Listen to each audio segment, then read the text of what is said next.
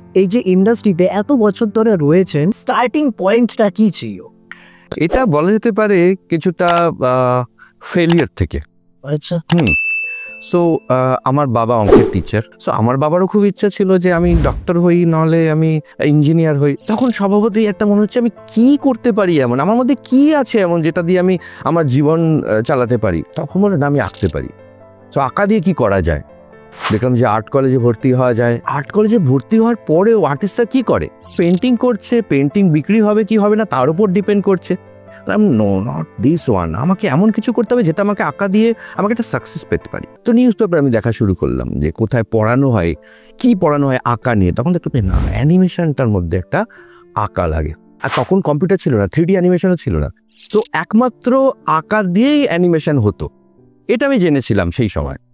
So আমি তারপরে একটা জায়গায় অ্যাপ্লাই করি যেখানে ওরা অ্যাজ এ স্টুডেন্ট হিসেবে আমাকে নিয়েছিল এবং একটা স্কলারশিপের মাধ্যমে আমাকে অত টাকা দিতেও হয়নি সেই সময়। সো আস্তে আস্তে কেরিয়ার শুরু হয় অ্যানিমেশনে। আমি হায়দ্রাবাদে যাই হার্ট অ্যানিমেশন একাডেমিতে। তারপরে ফরচুনেটলি তখন ত্রিবান্দ্রমে অ্যানিমেশনের নতুন একটা কোম্পানি ওরা চালু করে, টুনস অ্যানিমেশন ইন্ডিয়া। সেখানে ওরা আমাকে অ্যাজ এ ট্রেনি হিসেবে নেয় এবং তারপরে just going on like that.